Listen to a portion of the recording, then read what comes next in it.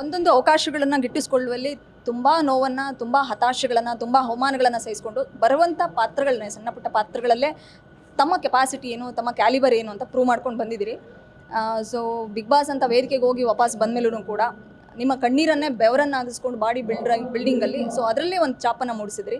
So ಯಾಕೆ Chitral target, ಮತ್ತು ಯಾಕೆ ದೊಡ್ಡ ಮಟ್ಟದ ಇಷ್ಟೊಂದು ಮಾತಾಡ್ತಾರೆ, ಇಷ್ಟೊಂದು ಬೋಲ್ಡ್ ಆಗಿದ್ದಾರೆ, ಬ್ಯೂಟಿಗೆ ಏನು ಕಡಿಮೆ ಇಲ್ಲ, ಯಾಕೆ ಅವಕಾಶಗಳ ಕೊರತೆ ಅಂತ? ಗೊತ್ತಿಲ್ಲ ಮ್ಯಾಮ್. ಮೋಸ್ಟ್ಲಿ ನನ್ನ ಫ್ರೆಂಡ್ ಸರ್ಕಲ್ ಇರೋರಿಗೆ ಗೊತ್ತಿರುತ್ತೆ ನನ್ನ ಒಂದು ಪರ್ಫಾರ್ಮೆನ್ಸ್ ಕೆಪಾಸಿಟಿ ಬಗ್ಗೆ. ಅವರೇನಾದರೂ ದೊಡ್ಡ ಮಟ್ಟದಲ್ಲಿ ಡೈರೆಕ್ಟರ್ಗಳಾದರೆ ಮೋಸ್ಟ್ಲಿ ನನಗೆ ಚಾನ್ಸ್ ಸಿಗ್ಬೋದು. ಇಲ್ಲಾಂತಂದರೆ ನನಗೆ ಒಂದು ಬ್ರಿಡ್ಜೇ ಗೊತ್ತಿಲ್ಲ ಮೇಡಮ್. ಒಂದು ಒಳ್ಳೆ ನಟಿ ಅಥವಾ ನಟ ಒಂದು ಒಳ್ಳೆ ಪ್ರೊಡಕ್ಷನ್ಗೆ ತಲುಪುವಂಥ ಬ್ರಿಡ್ಜೇ ಇಲ್ವಲ್ಲ ಮೇಡಮ್. ಕ್ಯಾಸ್ಟಿಂಗ್ ಏಜೆನ್ಸಿಗಳೇ ಜಾಸ್ತಿ ಯಾವುದೂ ಇಲ್ಲ. ಮಧ್ಯ ಮ್ಯಾನೇಜರ್ಸ್ಗಳು ಬರ್ತಾರೆ, ಬಟ್ ಅವರೇ ಹೇಗಿರ್ತಾರೆ ಮ್ಯಾನೇಜರ್ಸು.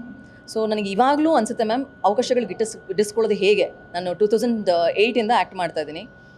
ನೀವು ನಂಬ್ತಿರೋ ಬಿಡ್ತಿರೋ, ಒಂದು ಪೇಜ್ ಡೈಲಾಗ್ ಕೊಟ್ಟರೆ ನೀವು, ನಾನು ನೋಡದಿರೋ ಥರ ಒಂದೇ ಟೇಕಲ್ಲಿ ತೊಗೋತೀನಿ.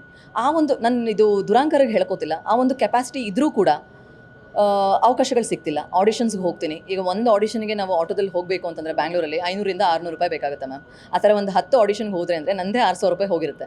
ಆದರೆ ನಾನು ಇಲ್ಲಿ ಬೆಗ್ಗರ್ ಥರ ದಿನ ಬೆಳಗಾದ್ರೆ ಸರ್ ಏನಾಯಿತು ಅಂತ ಅಪ್ಡೇಟ್ ಕೇಳ್ತಿದ್ರೆ ಯಾರೋ ಬೇರೆಯವ್ರನ್ನ ಅವ್ರು ಸೆಲೆಕ್ಟ್ ಮಾಡ್ಕೊಂಡಿರ್ತಾರೆ. ಬಟ್ ರೀಸನ್ನೇ ಹೇಳಲ್ಲ, ರೀಸನ್ನೇ ಇಲ್ಲ. ಗ್ಯಾರಂಟಿ ನ್ಯೂಸ್, ಸುದ್ದಿ ಖಚಿತ, ನ್ಯಾಯ ನಿಶ್ಚಿತ.